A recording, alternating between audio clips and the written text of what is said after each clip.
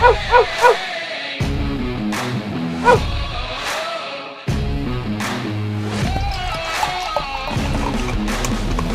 going on, guys? It's the Rear Naked Recap, UFC Vegas 36, and check this out. I made my way over to the East Coast, went to go see Pat and Paul. Unfortunately, they're not joining me on this recap. I think it was a bit of a rough night for both of them. Maybe not so much Pat, but Paul, haven't gained contact with him yet. Sure we will in the very near future. And yeah, I mean, it was a good offering from the UFC from an entertainment standpoint. We love these matinee cards, pretty easy to ingest. Fight starts at 1:30, pretty much if the whole event's done, you can still go out and do something with your night. Unfortunately, it would have been awesome to crush the card and then go out and have a superb night. But of course, we did have a couple bumps along the road. 9-fight card, we went 5-4 overall, but it's all about the placements. And the prop side of things didn't do too bad, made out fairly okay. But again, we want to hit these parlays. Why does everyone say, a lot of times they'll say, why do you keep going for these parlays? Why do you keep tweeting out these parlays? A lot of people, they got $20, they got $30. They don't want to go and hit an even money play and maybe win $20. They're out at the bar, they're having a good time, they're with their friends and their family. You're looking for that $100 hit, that $200 hit, double up your money, triple up your money, you know? But you got to hit the right order. Unfortunately, you got to avoid the apple pie shitter. We talk about it week in and week out. Unfortunately, this card, as was last week's card, a few apple pie shitters. So let's jump right into the action. We got Marc-Andre Barriault versus Dalcha Lungiambula on the undercard. And we're on Barriault here. We're on the over 2.5. Barriault should be able to win a decision. And what we've seen from Marc-Andre is that, you know, when he was fighting in TKO in Quebec, he's that big, brute guy, comes forward, able to break guys. Super cast iron. Good durability, fairly good cardio, but looks limited with his skill set. Makes it to the UFC, same guy, right? Limited, durable, right? Nobody's finishing Marc-Andre Barriault.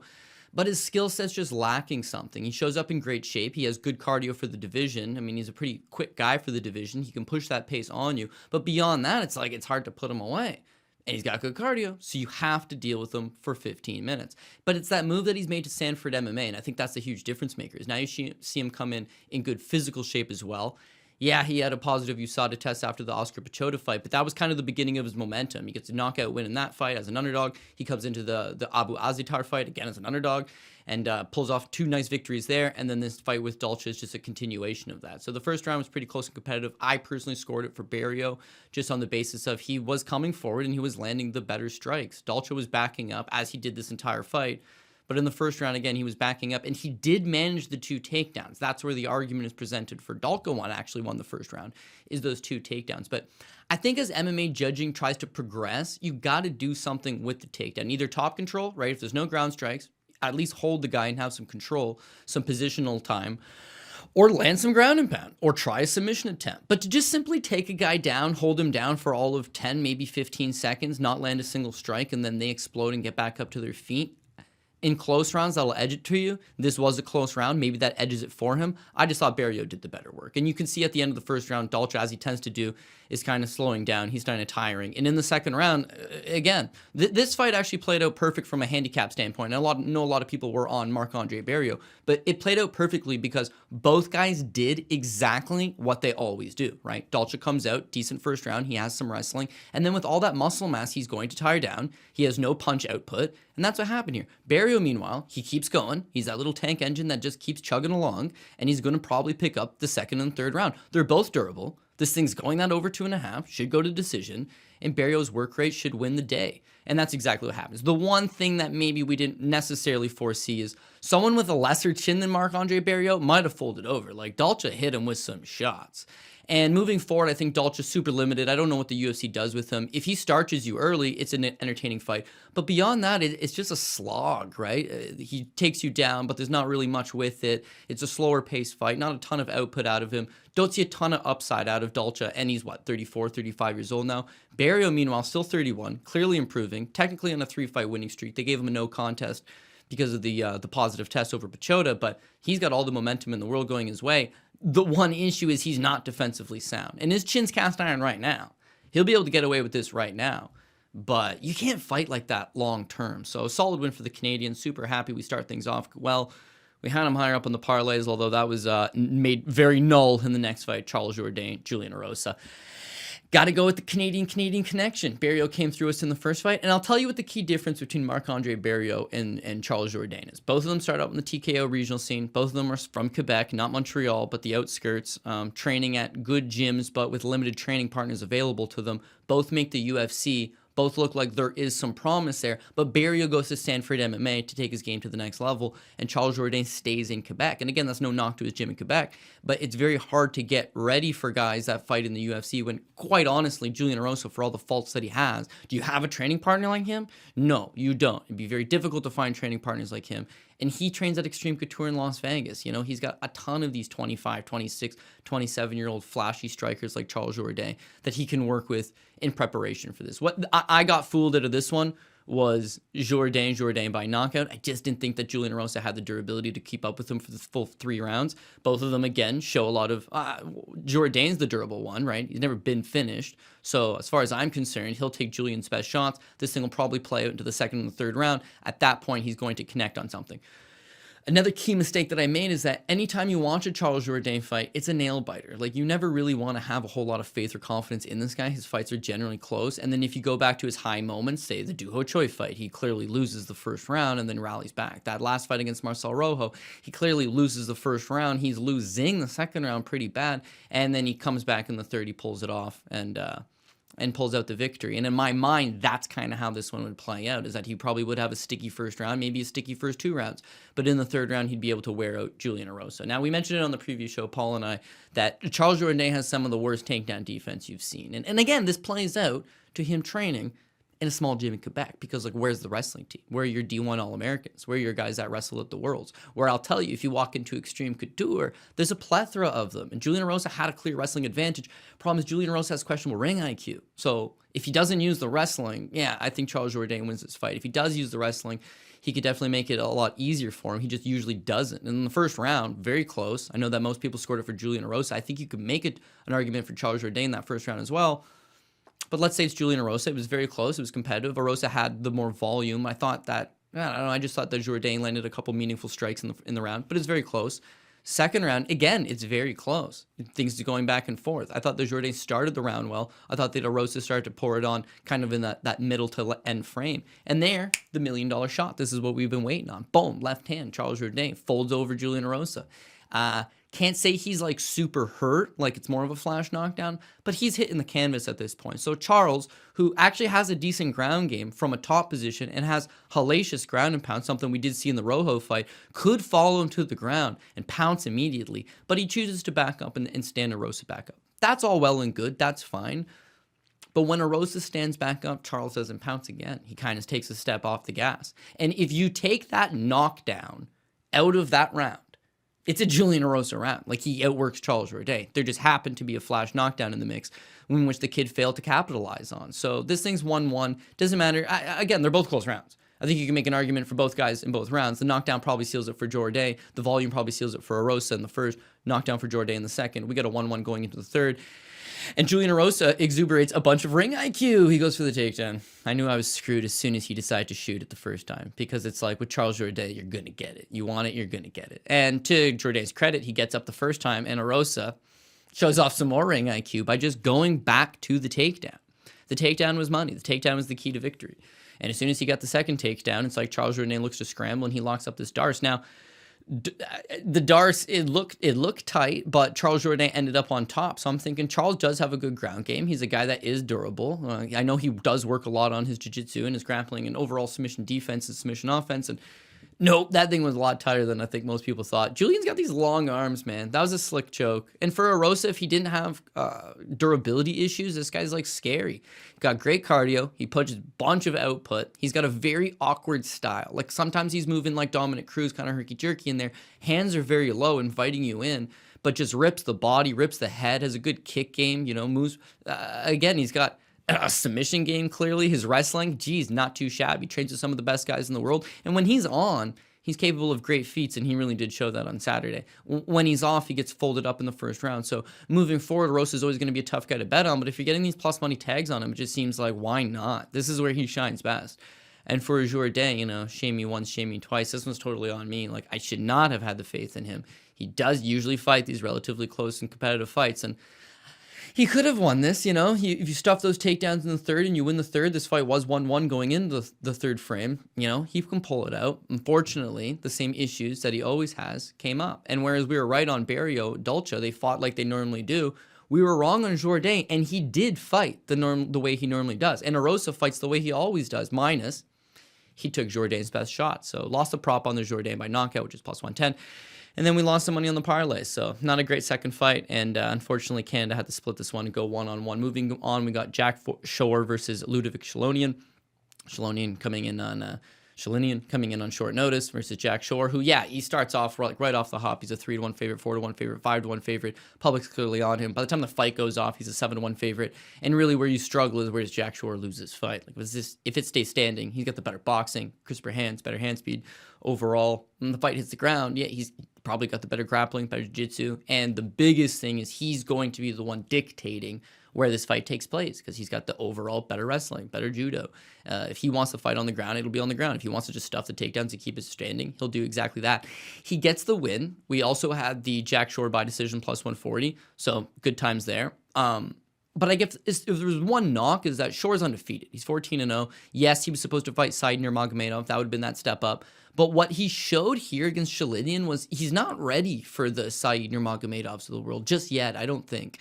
Like, again, he's undefeated. He's going to have to lose at some point to reevaluate and go back to the drawing board. But he was a 7-1 favorite here over a guy that was on short notice. And in the first round, I thought he looked awesome. You know, he gets the takedowns. He's out grappling him. You know, positionally very sound. Shalinian's got nothing to offer. I don't think that Shalinian landed one single strike in the first round.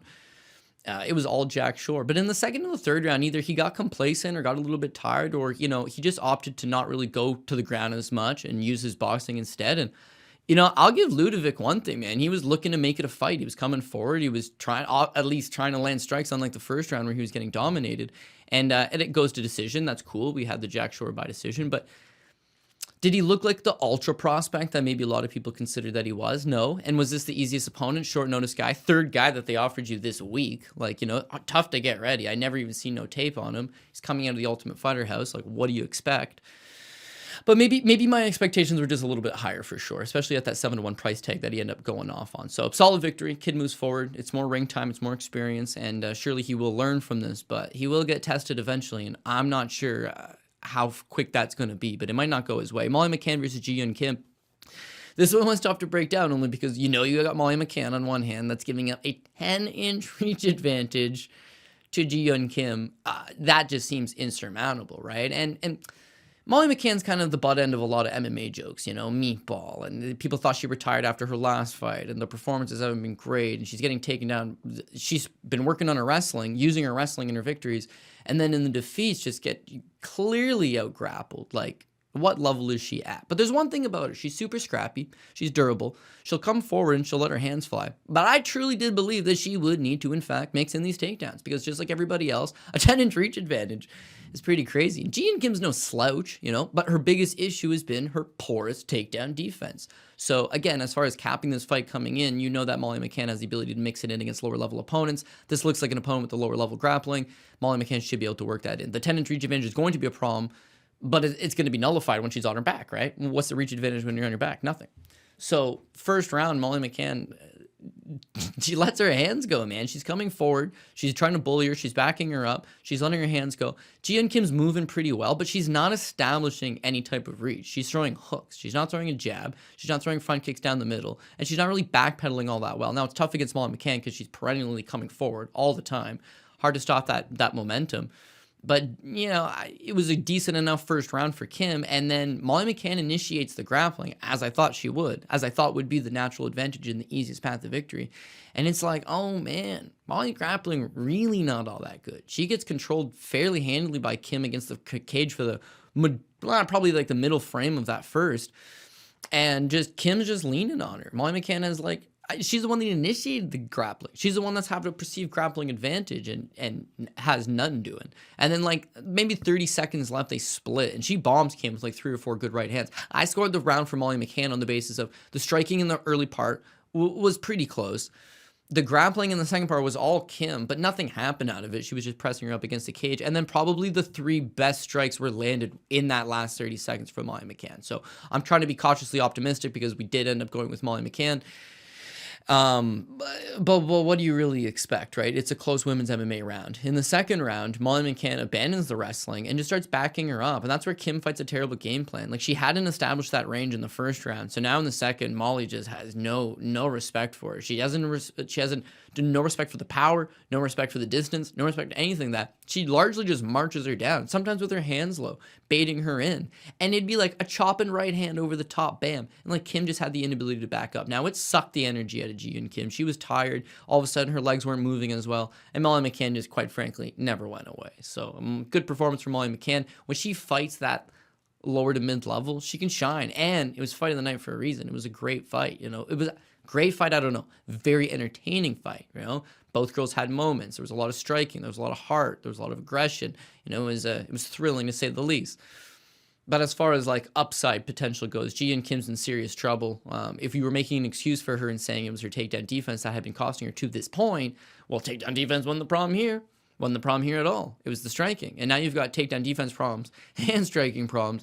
Especially, you had a 10-inch reach advantage. No ability to establish that. So they're not going to cut her, I don't think. But she's going to remain on the low end of the roster. And again, I always say styles make fights. So let me see who she's facing next before you'd place a bet on her. But really, do you want to place a bet on her? Like, probably not. For Molly McCann, at the very least, she will fight for your dollar. This girl is a scrapper. Whether she's winning, whether she's losing, she's always coming forward. She's always trying to finish the fight. And limited as she may be, she's kind of a fan favorite, certainly in Europe, but in the U.S., again, butt end of every joke. But we like watching her fight. We like watching her compete. And in her wins, she almost always scores over 100 significant strikes. In her losses, she's getting neutralized. So depending on who they match her up with, she can either have a fun, exciting fight that'll likely go 15 minutes and be a close decision, or she could just get grounded and grinded handedly against some Brazilian. So watch out for the matchmaking side of things, but Molly McCann, you know, fun. Paddy Pimblett versus Luigi Vendramini. I decided to go for the underdog straight up here. Luigi Vendramini, you know, he's a pretty big 155-pounder. We saw him make his UFC debut against Zaleski dos Santos at 170. Held his own for like the first round, and then the second round, short notice, up a weight class, got tired. Understandable. He goes out there, he beats Justin Ayari, you know, big first round knockout. And then his last time out against Faraz Zayam, not a very good first two rounds, you know, very slow, very tentative. But in the third round, you saw, geez, he's got great grappling. So what I was taking away going in is this is a guy that's fairly durable.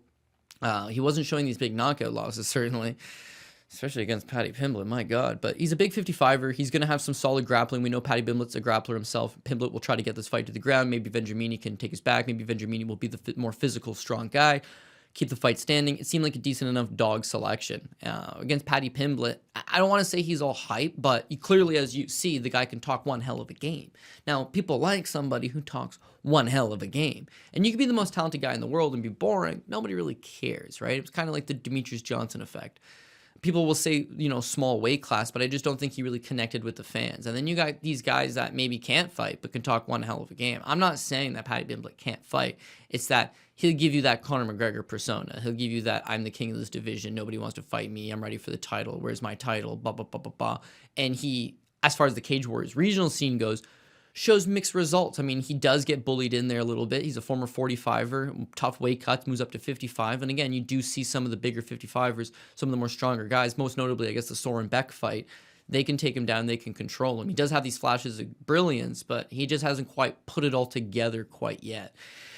So, yeah, I went for the underdog shot, and it started off well enough. I mean, Vendramini did get the fight to the ground. He had a little bit of top control, but Paddy Pimblett was just chucking caution to the wind. He had no respect for Vendramini's power, and he just let him know. You know, he fought like he's talked. He'd know he talked one hell of a game. He went out there and fought one hell of a fight. And again, I didn't see him knocking out Luigi Vendramini, especially in the first round, but he let his hands go. He did exactly what he had to do. He was aggressive. He pushed the pressure, and this is as good as a victory gets. You got to think when Conor McGregor first comes to the UFC, right, and they're giving him the Marcus Brimmages of the world, it's all about going out there and getting that knockout. It's all about going out there and having a spectacular performance, because now they'll give you a few more of that level guys. You go out there, score a few more of those first round, second round knockouts. You talk that great game. That's how you get over quick with the fans. You know, we've seen it been done before, and they're looking for that next Conor McGregor. And the cool thing with Paddy Pimblett is that he can actually grapple. Conor's kind of kryptonite was he wasn't really a great grappler, and that's what exposed him later on. Paddy is a good grappler, but it's the striking that's going to expose this guy. And then you see him go out there and let his hands fly and knock out a durable enough guy in Luigi Vendramini. And so, again, shut me up, prove me wrong. Solid victory for Paddy Pimblett. Solid UFC debut. And exciting what they want to do with him. Because when you talk a game like that, they could just rush you along. But as far as the marketing machine goes, like, add to his highlight reel first. Then it'll be easier to sell this Sean O'Malley story, you know. You give him a few softies first and then move him along, because the fans just bite into these, you know, guys with big highlight reels who talk a great game, who are on a win streak, who, you know, have shored up the mistakes in the past and are unbeatable now. They love a good story. So football's right around the corner, so get in on the action with DraftKings Sportsbook, an official sports betting partner of the NFL. And with the NFL returning, DraftKings is giving customers $200 in free bets instantly when you bet $1 or more on any football game. Listen up, because you don't want to miss this. Head to DraftKings Sportsbook's app now and place a bet of $1 or more on any Week 1 game to receive $200 in free bets instantly. If Sportsbook is not yet available in your state, DraftKings still has huge cash prizes up for grabs all season long with their daily fantasy contest. And for Week 1, DraftKings is giving all new customers a free shot at $1 million as a top prize. Nothing adds to the excitement of watching the game quite like having a free shot at $1 million top prize. Download the DraftKings Sportsbook app now and use promo code DOP to receive $200 in free bets when you place a bet of $1 or more on any football game. And get a free shot at $1 million top prize with your first deposit. That's promo code DOP for a limited time only at DraftKings Sportsbook, an official sports betting partner of the NFL. Must be 21 or older, New Jersey, Indiana, and Pennsylvania only. New customers only. Minimum $5 deposit and $1 wager required. One per customer. Restrictions apply. See DraftKings.com/sportsbook for details. Gambling problem? Call 1-800-GAMBLER or, in Indiana, 1-800-9-WITH-IT. Khalil Roundtree versus Modestas Bukauskas. Again, this is going to continue the downward slide for us. So again, on the preview show, Paul and I, again, did speak to the fact that Khalil Roundtree could be this week's Abdul Razak Al Hassan. Like, he does have legitimate skills, and if he comes in shape and motivated, he can be a serious problem for a lot of people. The issue is that over the last number of fights, he just seems disinterested, and he does have that big first round power, but outside of the first round, if he doesn't finish in the first round, it tends to fall off. He tends to get very fatigued. His output falls off overall. And he's just not the same fighter. I mean, he's built like a brick shithouse, but when he's not throwing no combinations and he's just relying on the same technique over and over and it's getting labored and slowed down, he just doesn't show us the best results. Now, another thing that we spoke of was that before his last 2 fights, he had been in Thailand working at Tiger Muay Thai, and then the pandemic happened, and now you have a shortage of training partners, and what shape are you really in? And he would come to the UFC, and, you know, the performances reflected that. I didn't think he looked good at all. This time around, he's back in the United States. He's back at Extreme Couture. And from all accounts, he was in really good shape. He was taking this seriously, and they were getting the best results out of him. So I should have bought into that narrative. Instead, I went with, I'm hoping the same guy that generally shows up. And Modestas Bukauskas will have the cardio advantage. He'll have the output advantage, and he should be able to take this into the later rounds. But right from the onset in the first round, you could tell just like he was not physically strong enough to move back Khalil Roundtree, and he was hesitant to engage with him because he knew if I throw, this guy's going to counter. So he kept everything pretty basic. I mean, he looked to avoid Khalil, but Khalil just backed him up and put a beating on him. It was a solid first round. But we expected that out of Khalil, because even a bad version of Khalil Roundtree still has a good first round. All right, now we need him to slow down in the second round. The problem is Modestas' leg is by this point already shredded up. And my brother actually texted me to be like, was that a dirty move from Khalil Roundtree? Like, he threw the same technique half a dozen times and eventually blows out the knee. It's not an illegal move. It is extremely effective. Dirty in the sense, if I head kick this guy and knock him out unconscious, right? He get a 60-day medical suspension. If it's a really bad knockout, 90-day medical suspension. That would be considered hurting a guy, you know, blowing his head off with a head kick or a knee to the face and putting him out of action for 90 days. Whereas you take a guy's knee out like that, you know, it could be, he could never come back, or he could come back at the very least, I'm thinking 6 months. You know, I would think a reasonable situation would be a year. And the worst case situation is you don't come back from this, you know. The doctor tells him he's got shredded ligaments. I know that John Jones throws it all the time, and there's just, it does. You can talk to some former opponents that say he blew up my knee apart, but in the fight, you know, they fought through it. In this case, I have seen this before, Peter Graham versus Marcin Rosinski in KSW. Is that one shot, bam, and it just tears it and you fall to the floor? And is that considered a dirty technique? Well, this is a prize fight. I'm fighting for a prize. I'm fighting for my life. As far as sportsmanship goes, you knock out a guy and you go to check on him afterwards. You guys fight a thrilling battle and you go and you shake hands even though there was animosity in the pre-fight buildup. That's the sportsmanship side of things. If you're going to go down that road, probably don't throw that technique. But hey, man, this is a guy's livelihood. And in Khalil Roundtree's case, he's not been looking all that good his last number of fights. He needs a win. He doesn't need just show money. He needs win money. And he did what he had to do. So I'm not holding nothing against him. In fact, he looked really good in this fight. He looked the best that he has been in a while, even though he slowed down. At the end of the first round, he was just able to keep it in a pace. And maybe that's experience starting to pay dividends. This win will do something for his confidence. And call it dirty or not. I mean, I met a guy one time. I don't remember his last name. Corey something. Anyways, and he people always didn't like the guy, oh, he's a rat, this and that. And I'd talk to the guy here and there, and he'd be like, oh, this guy wants to, fight, I'll smash him over the head with a rock, blah, blah. And I always thought that was weird. Like, just fight him, man. Why are you going to smash him in the head with a rock, right?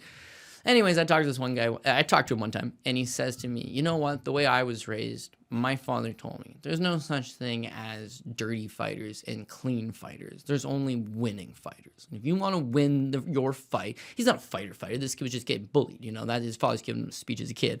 And even later on, I didn't meet him as a fighter. He was like a custodian. He was just like, there's only winning fighters. No clean fighters, no dirty fighters, only winning fighters. At the time, I was like, geez, odd advice. But in the game of life, not odd advice, because he's preparing this kid for someone's going to jump you sometime, you fight for your life. It doesn't, you don't have to, you got to kick him in the groin, you got to kick him in the groin. There's no fair fighting on the streets, fighting for your life. In Khalil Roundtree's case, it's an organized sporting match, but, this is his livelihood. He's not getting any younger. He's here to win. He needs the win. And this was an extremely effective technique. Can't take anything away from it. It got its results, surely, but I have to feel for Modestas, whose career is definitely getting sidelined as a result.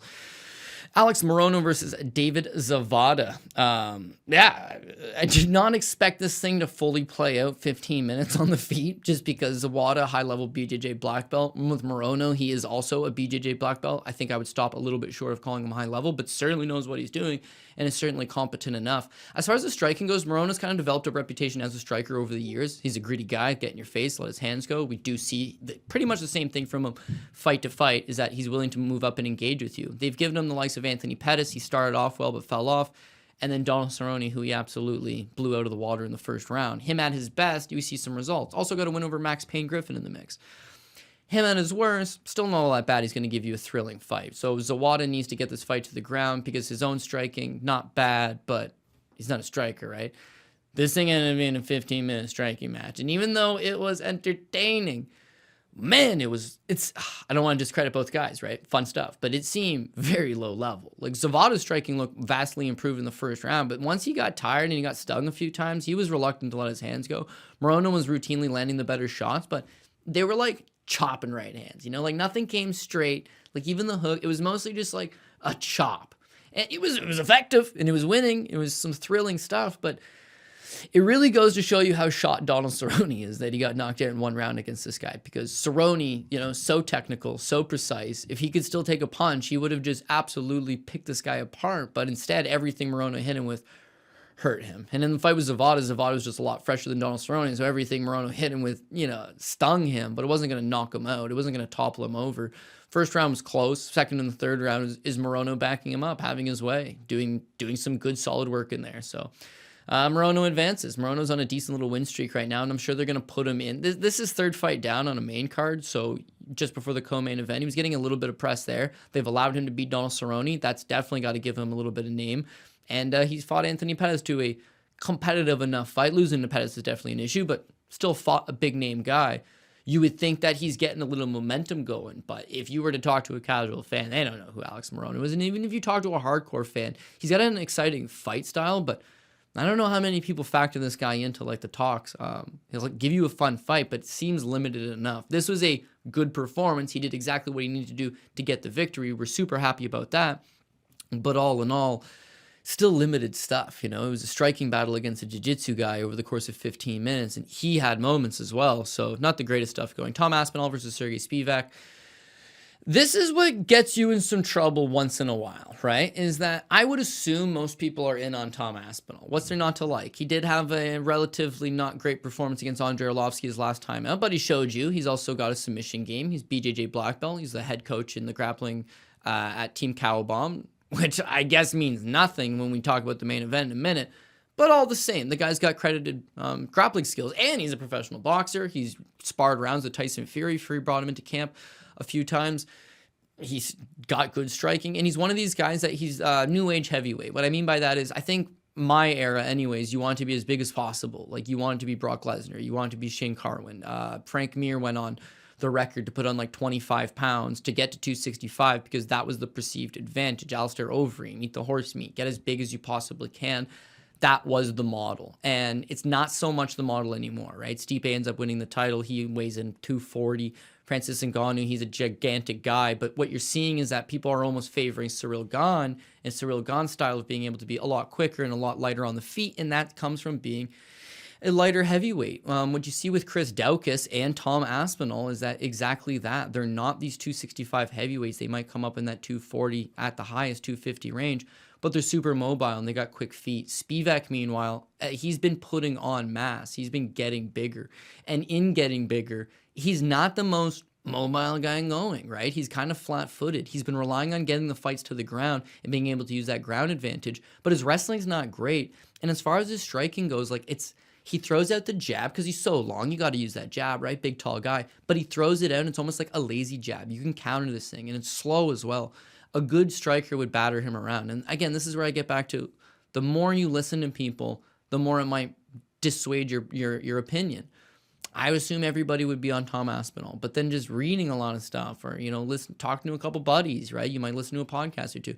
Seemed like everybody was on Sergey Spivak. Sergey Spivak's going to tire him out, take him down, beat on him. And this is MMA. That's certainly a possibility, right? Aspinall looked tired in the Arlovski fight. If you take him into deep waters and he is tired and you are able to take him down, you should be able to do something. But I think largely it was just ignoring Tom Aspinall, what he brings to the table. We knew he had the striking. We knew he had the ground game. He pretty much had the advantage everywhere this fight went other than cardio. So what do you got to do? You got to get it done early. And that's what Tom Aspinall did. That elbow was nasty, right?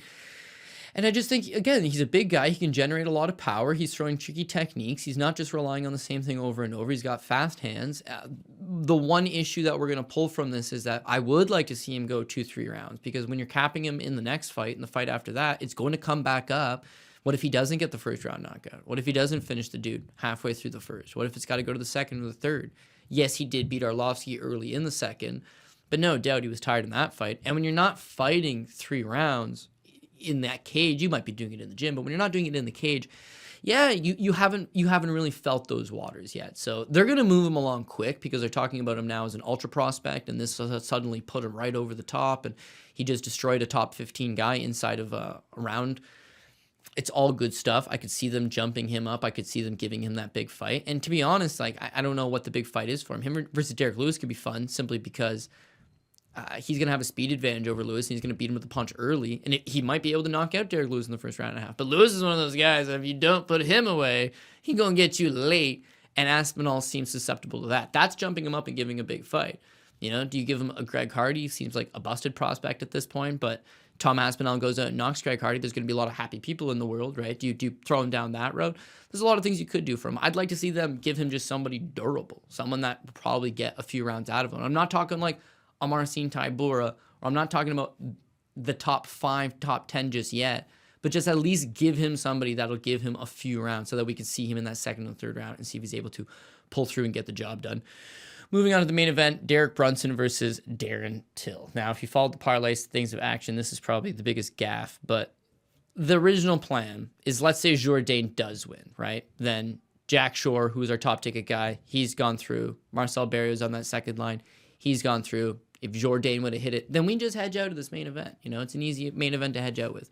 We got Derek Brunson at plus money. We know that if he does take this fight to the ground, he's probably going to have a lot of success in it. But yeah, when Jourdain lost and we've got one single ticket left, it's got Darren Till on it. This is our only chance to even break even on this event. You got to let it ride. Now, I spoke on the preview show. I thought it would be a great live betting opportunity to take Darren Till, and I'm the idiot that jumped on it after round 2 at plus 240. But yeah, this thing actually played out exactly how I thought until the rear naked choke. Brunson we knew he had the wrestling advantage. We knew that he pretty much can take down anybody. It doesn't matter how good Darren Till's takedown defense might be. Brunson gets takedowns. In virtually all of his victories, he scores multiple ones. And again, you go back to the Yoel Romero fight, where it's an Olympic silver medalist who was not in his mid-40s at this point. He was fresh, and he got taken down almost at will by Brunson, scoring the 3 takedowns on him. He's an elite-level wrestler, and the reason why he's having this career resurgence right now is he's got away from just bum-rushing guys with these big power strikes, something he did largely through like the mid part of his career. He's not bum-rushing these dudes anymore. He's just waiting on that takedown. Might bum-rush you to set up the takedown, right? Throw 2 strikes, get you to throw up a high guard, get you to back up against the cage, shoots a takedown. Commentary team made an excellent point of pointing out as well. A lot of guys will get you to the cage and they'll try to grind you right up against the cage, and you fight to wall walk all the way back up, and you kind of make it more difficult. Whereas he'll press you against the cage and just immediately turn you, put you down as close to the center of the octagon as he can, so that you just don't have the option of working your way back up. But really what this came down for me personally was that Brunson would win the first round. Brunson would likely maybe even win the second round. But this is a 5-round fight. And at some point, Derek Brunson doesn't really have 5-round cardio. Yeah, he went 5 rounds to Kevin Holland. What I'm saying is he was gassed out in that fight, but so was Holland. In this spot, he's going to gas out at some point, and Darren Till is going to catch him with that shot. So the first round, he gets the takedown, and he dummies Darren Till in the first. The second round, Till starts off good. He is landing the strikes. His problem is that he loves the clinch position. In a lot of his fights, he loves clinching up with opponents, firing up the knee up the middle, and overall, he is a big guy. He almost like wears on you. So he would initiate some of these clinches with Brunson, or at the very least, when Brunson would go to initiate the clinch on him, he would accept it. And it just became a problem, dude. He'd fish for this guillotine a little bit. He'd flirt with the guillotine, and he never really kept his distance. So even though he started off well in the second round, he eventually gave up the takedown. And as you saw in the first round, once Darren Till getting taken down, he's not getting back up. So it's another Derek Brunson round. Now you get a plus 240 Darren Till line. There's still 3 rounds of this fight. He doesn't look overly tired, even though his eyes clearly showing some swelling. But this is his time. And the third round starts off exactly like I believe this thing was going to go. Darren Till looks a lot better. He's landing strikes. It looks like Brunson's almost not desperate in the slightest sense of the imagination. Not even like overly tired, but he's not moving the same as he was before. And instead of trying to go out and chain wrestle a technique, he's just waiting on that one. The problem here is that Till just gets overexcited, I think. Maybe he had a bad read. Maybe he thought that Brunson was a little more tired than he was. Maybe he didn't respect it. Maybe he thought this is my opportunity, I'm going to pounce. But what he would do is instead of just throwing a 1-2 and getting out of dodge, instead of just keeping the punches straight, linear, low, punch to the chest. Don't punch to the head where he'll duck under and shoot the takedown. Punch low and move. Throw the low kick. Don't throw a thigh kick. Throw something low. But just 1-2 out of the pocket. Hell, use the jab. Jab, move. Jab, move. Let this guy come to you. Let this guy get a little desperate. But what he'd do is he'd get overzealous and he'd end up throwing 2 or 3. And when he would throw a few, he would close that distance and allow Brunson to get a hold of him. And in the third, that's exactly what happens. He gets overzealous on the strikes. He closes the distance. Brunson gets a shot on. Brunson pushes him to the cage. And wouldn't you know it, he goes for this goddamn guillotine again. You need to dig unders. You need to drop your base. And you need to get your ass to the cage. Yeah, he's going to try to turn you around, but he's getting tired, and you're a big boy. And if that cage wasn't there, he might have hit his sweep. But boom, Brunson hits the ground. Till looks for the sweep. Brunson bounces off the cage, ends up on top. Till turns, he's in full mount, so what are you going to do, right? Brunson's going to smash your face in with some heavy ground and pound at this point. Tired or not, this is a terrible position. And you've already seen he couldn't get up the first 2 rounds, so now that he's in full mount, what's he going to have? Some magic escape? Probably not. And so he gives up his back immediately. And then as he gives up his back, Derek Brunson thinks, I'm going to try a rear naked choke. And as he thinks it, Darren Till just fucking taps out. All jokes aside, he tapped fast, man. God damn. Sure, he was tired. Sure, it was a hell of a grip. Sure, he was belly down. It was a bad position. Couldn't say I wouldn't tap just as fast. But, I mean, that was a very quick tap out of Darren Till. So, who knows if it was nerves, if it was mental, if the moment got to him, if he's just not really as good as anybody thought. Again, we went at length to discuss on the preview show that he doesn't ever really throw strikes. He doesn't ever really go out there and show these flashy performances. In fact, Paul was dead on this week, wanted no part of Darren Till, went the other side with Derek Brunson, and that was the key move. A lot of people chased that dog money, and you guys were all rewarded, and this was a classic Derek Brunson performance, and in a lot of ways, almost a classic Darren Till performance. Like, he didn't have the output, he fought a low ring IQ game plan, and I don't know, what can you do? So, definitely a bad read. I mean, Brunson was the positive money side. Again, I don't know, did people go with Brunson by knockout? He's not going to knock out Till. Do you go with Brunson by decision and he's going to grind on this guy for 5 rounds? I thought if it went 5 rounds, Till would catch him at some point. So I don't know how many people had the Brunson by submission, but that's chasing props. You don't got to chase props. You just take that Brunson straight up and that plus money. You did more than good. So my parlays got absolutely blown to pieces. And then on the prop side of things, we had Dalby versus Barriault over 2.5 -110. That hit, and it's immediately negated by Jourdain TKO, which loses. Then we had Jack Shore by decision plus 140, so he's in the money. Then we lose a Modestus Bukauskas and a Luigi Vendramini by decision. They're both dead. Now we're down a bit. Morono Zawada fight goes the distance -150. That puts us closer. Aspinall by TKO plus 120. We're good again. And then the Till by TKO not only ruins the last parlay, but pretty much kills you from having a profitable weekend. So is this the results I want to give you guys? Absolutely not. But again, I think everyone realizes it's the fight game.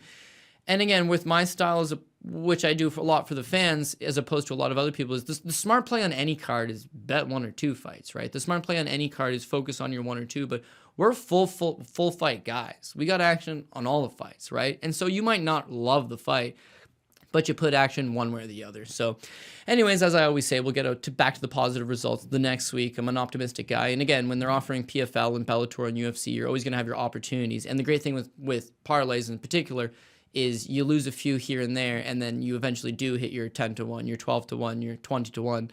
You make that money back, right? So anyways, it's a marathon, certainly not a sprint. This was an exciting card. It was a fun little matinee card, but at the same time, we're in the business of going out there and giving the fans winning picks, and this was not exactly that. So disappointed in that regard.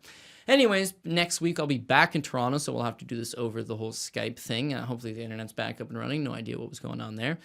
But yeah, pretty cool to come out to the out east, see the guys set up, and Pat's got some huge things in the work. I can't divulge anything right now, but if you guys are a fan of Mayo Media Network, there's giant things to come out of them.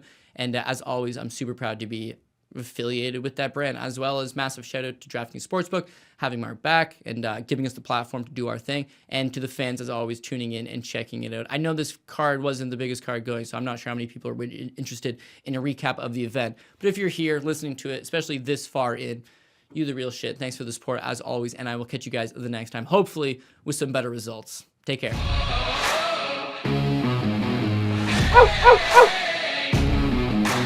Oh!